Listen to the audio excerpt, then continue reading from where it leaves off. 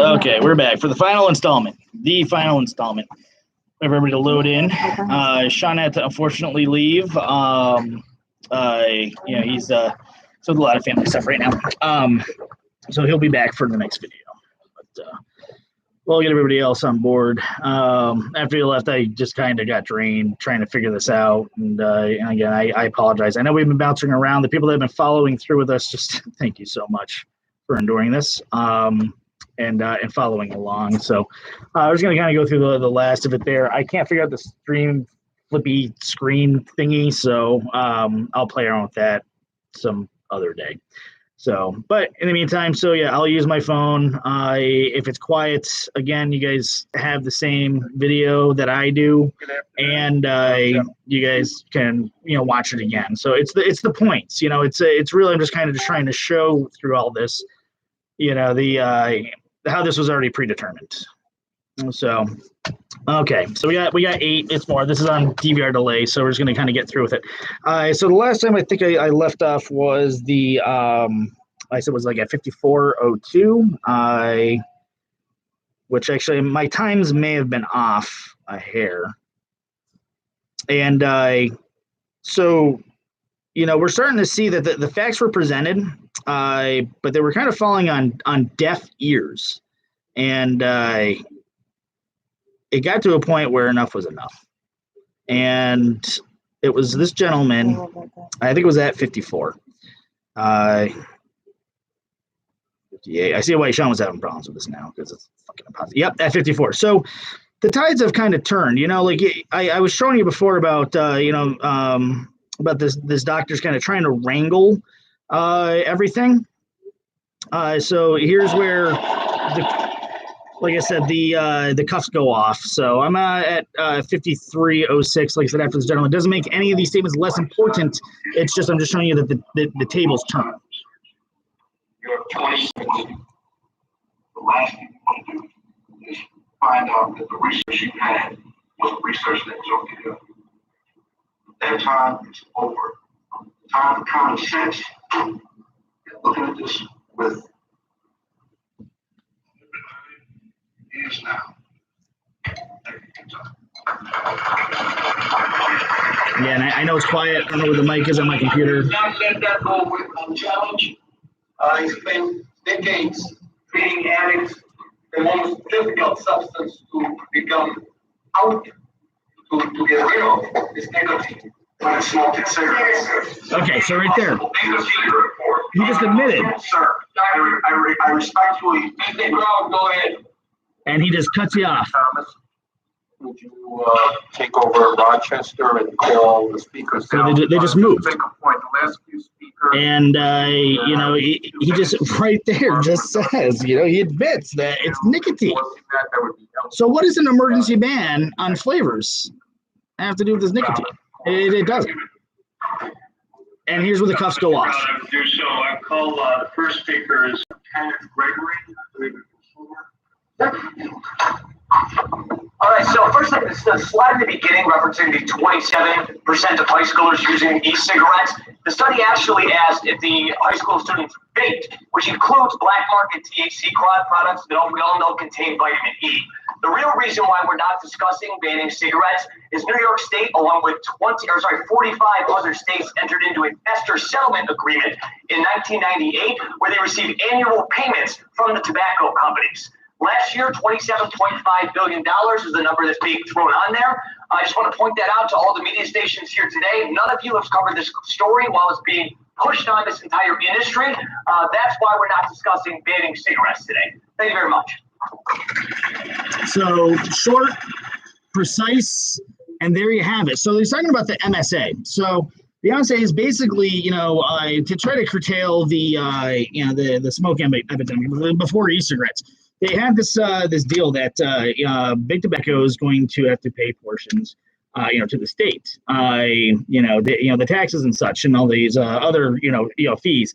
They take that capital. They're supposed to put it into anti-smoking, anti-tobacco ads. So this actually what funds the, I believe it's the Truth Initiative. So they do all the truth ads and everything like that. So if you don't know, you do now. That is actually paid for by big tobacco, via the proxy by the New York government. So then the money flows from there to the medical industry. I don't know the full details of the actual things of why that's where that funding is supposed to go specifically. But what I can tell you is that they were getting so much money, the state was, in these funds, that they started planning and spending future money, in terms of bonds and stuff. And so now the smoking rate's going down. We're vaping, we're not paying big tobacco. So the government's losing all of this money. Was this ever about cigarettes? How come they admit nicotine's harmful? They admit and know that the combustion of cigarettes will kill you. The studies have shown. We know that it will kill you. A death a minute? It's insane. How many people have died while you've been watching? Cigarettes will kill you. You don't have to be an idiot to know that. How can a doctor not? Let's continue. Next speaker.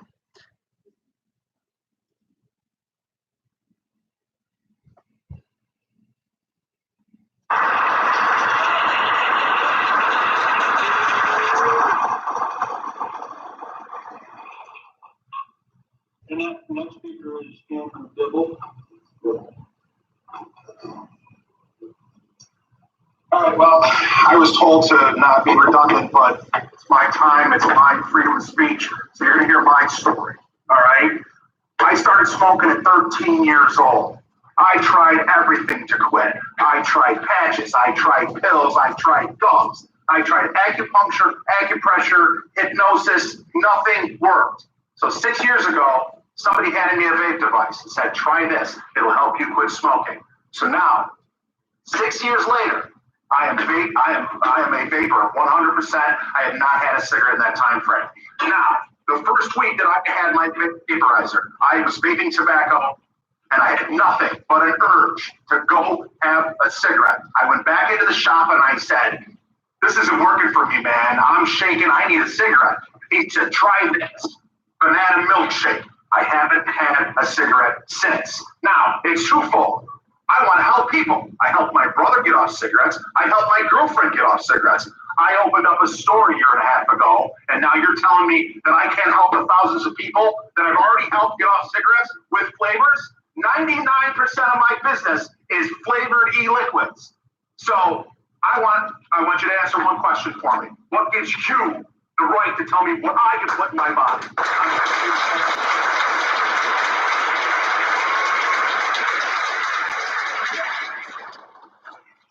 So, as much as a justice boner, we probably all got over that. I do want to point out that you guys are actually in a governmental room like that.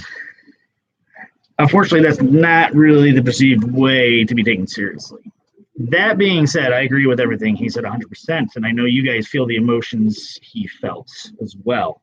But this was actually the turning point of when you can tell that these doctors lined up are turning their blind eyes away from science and into their pocketbooks.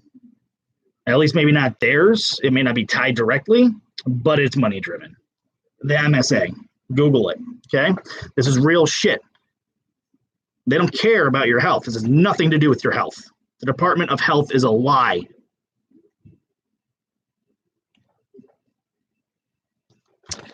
Next thing. Like I said, the gloves are off. So now eventually we start going into the other speakers, the anti-vaping, the anti-flavor speakers, right? So I was mentioning before, you have to have clout, right? If your data wants to count, if your data is going to be perceived as valid, it needs to come from a credible source. What's a credible source? Unfortunately, they feel the NSY or NYSVA is not credible, which is a bunch of bullshit. They're just as important numbers as the Heart Association, the Lung Association, the Cancer Society, which are the next people to speak. Now, if you guys want to hear some shit, let's hear what these official places have to say about vaping. You guys ready? These are also organizations that are supposedly for your health. Let's continue. I think the next part was, my favorite lady here. let's see, 1 hour and 17 minutes. Yep, Lung Association. See if I can get on there accurately. So those following along, 1 minute 17. Yeah. What is this lady's name? You're going to find out. There will be a list of all these people that murdered all of these children that we will be having available as handouts. They're votable positions, most of them. This lady's not, though. Oh, this is the Lung Association. I'm sorry.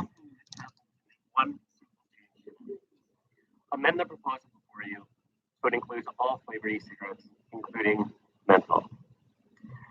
This council has the opportunity to take decisive action, but to do so, it needs to include all flavors. You may have heard, but I want to reiterate the point.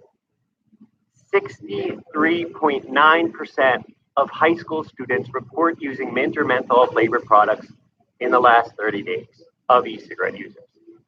To leave these products on the marketplace, we are quickly going to see close to 100% of high school users using mint or menthol flavored in this case, e-cigarettes. The other thing to remember. All right, so this guy's actually kind of right for the most part in his statement that there's an already immediate jump with the banning of the flavors because Jules, of course, when the FDA was like, hey, flavors are a problem here, because of the kids and everything and the high nicotine content. Their solution was, well, you can't fire me, I quit. So they pulled the products from retail environments unless you pass some hoops that they feel deems you necessary to carry the product in a retail vape shop. So, which actually goes to show that by Jules' eyes and by Big Tobacco's eyes, they have faith in these actual vape shops where we check for IDs and we do not sell to underage children. Okay, keep that in mind. I have to rewind a little bit because I did skip over the lady that I really did not care for. So that was the Lung Association that we heard from. Before then was 109. Yeah, that's a whole different thing. We're not getting into that though. 109. All right. So again, who has clout? People with money, really. The Lung Association, Cancer Society, not first-time business owners, right? So why are these doctors badgering a business owner when she's not a medical professional? But what they saw was an easy target. And I'm not saying she didn't speak well. She spoke amazingly well. However, she was visually nervous, as everybody in that room has been, because they're not in that profession. So let's watch at 109. And I got it right on the dot here. And watch this. Oh, yeah, the lady we don't like is right there at 109, too.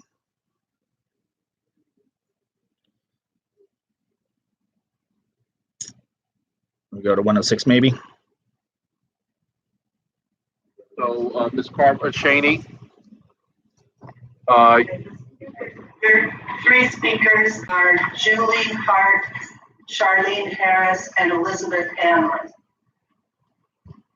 Again, if you could not be redundant, if you could get to the point in fewer time, it'll give greater opportunity. They want to go home and eat sandwiches, guys. They don't care. Their minds are made up. They don't want to hear what you have to say.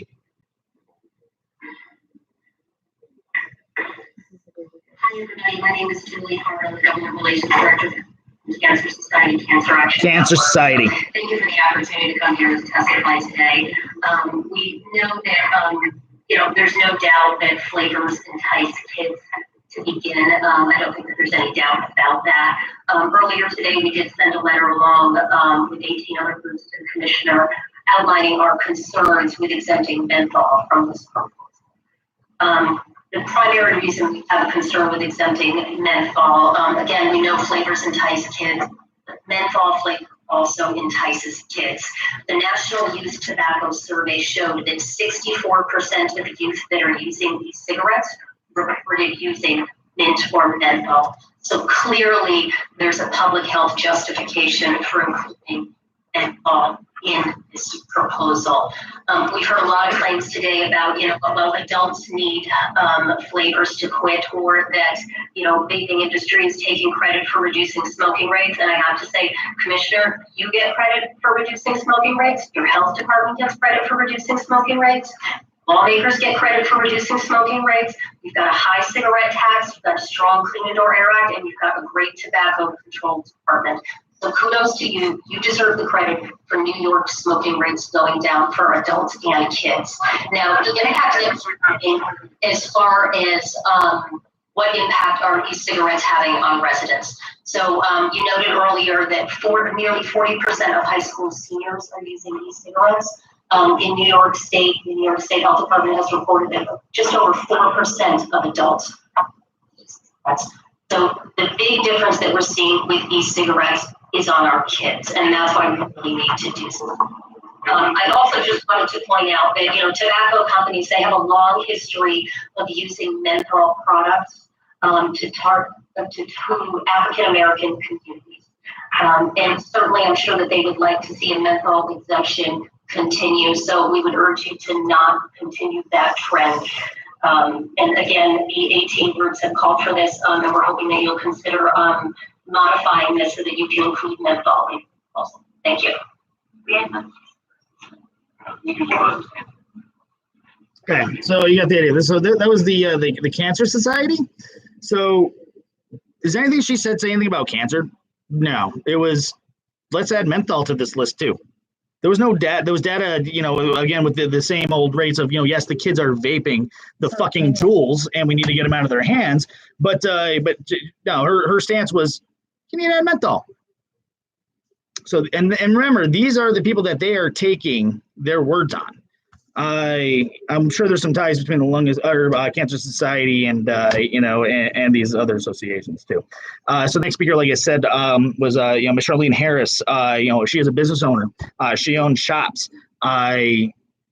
These smart, intelligent doctors all of a sudden are just not going to listen to everybody else, and they're just going to listen to this lady, right? So they want to ask her some questions. It's like I said, she's nervous. Visually everybody was. I would be too. I really would. I'd probably be shaking like a leaf, and then probably a lot of 4-letter words. So anyways, let's watch Miss Harris her talk, and then we'll move along quickly.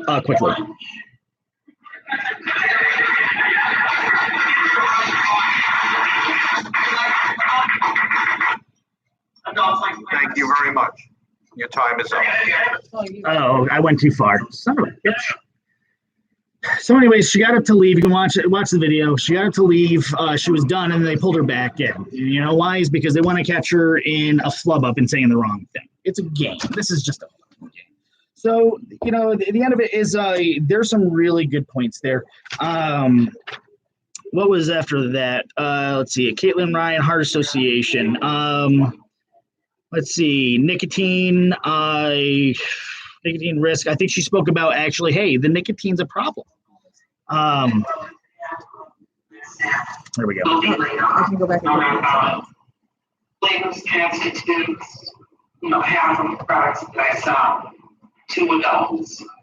I think that we need to give the T21 Act a chance to add, see some response from that and the 20% tax. We've got about 5,000 customers. We've helped probably 2,500 of those customers to switch from tobacco to vaping. They love it. They've quit and they come back with their success stories. I've heard thousands of them. And they all attribute it to the flavors. Very few people use a tobacco or menthol flavors. Probably 2% of my customers that are vape consumers. The rest are all flavors. And a lot of them the last week, when they were hearing about this ban, are saying they're just vaping. And they're going to go back to combustible cigarettes. And another point I'd like to make is the prohibition does not work. We know that prohibition doesn't work. There will be black market e-liquor. People will be manufacturing this in their basements, in their bathrooms, wherever they can. They'll be mixing what they need. They don't know how to do this. The nicotine vapor products are regulated by the FDA. And the e-liquid manufacturers know what they're doing. They know the percentage of nicotine. They aren't using the thinners. They use the health problem. in the black market THC cartridge issues that have just come up just this past summer. We haven't seen these issues before this summer. 10 years or more. And I do think that both of those issues together is wrong. I also would like to, Can I ask you a question? Here it is. Unflavored e-cigarettes. Isn't the addiction really nicotine? Why wouldn't people use unflavored e-cigarettes? You have 20 seconds to answer. cereal, or drink unflavored soda, or eat unflavored candy. It's the same thing. You wouldn't want to eat an unflavored orange.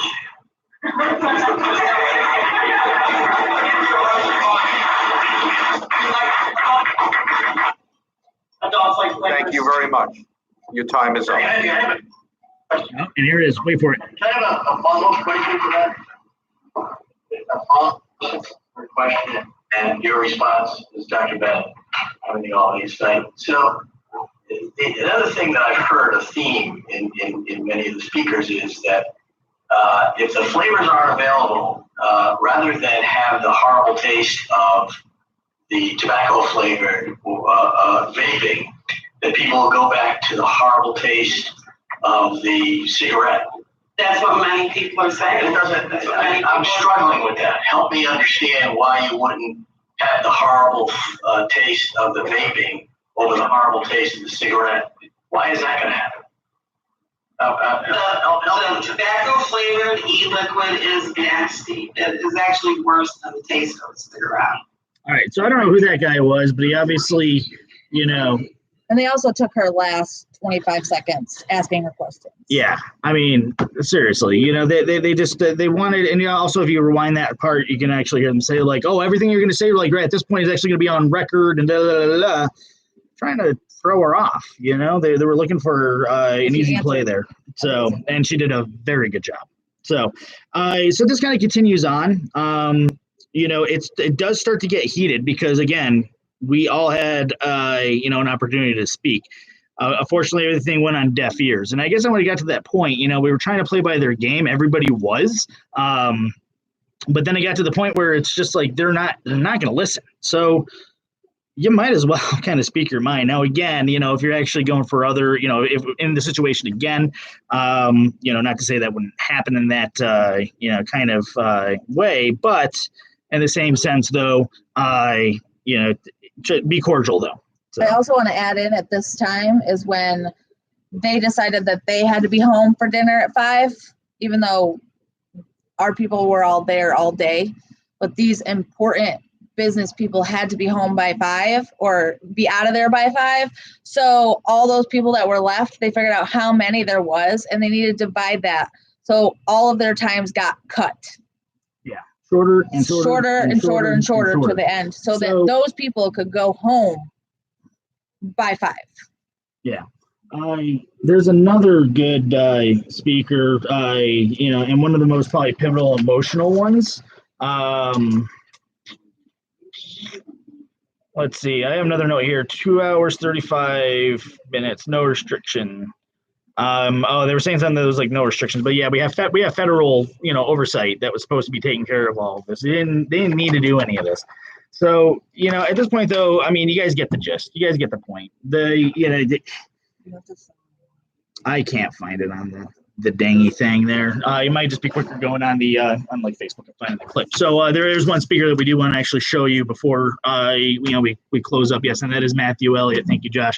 And this guy, I don't even think he owns a vape shop. I think he's I think he helps vape shops. I can't remember. He says he's a consumer advocate. But everybody should be a consumer advocate. If you vape, if you care anything about democracy, if you care anything about this government and checks and balances, if you care anything about health, how could you just stand by and watch this happen? Like, how can this be okay? And how can the media just cover it? I mean, if they pick it up for anything right now, it's going to be to stir the pot and get more eyeballs. And then everybody's just going to read the headlines and not the article and move on with their day. So, my wife's finding the clip. But again, I just wanted to close, and just start wrapping this up and just say, guys, thank you for everybody that's watched this far. I hope this gives you a clear understanding of what's going on. I'm going to try to wrap all the video stuff up. I'll probably trim it a little bit and get a nice long consent, 3-hour long thingy, or however long it's been.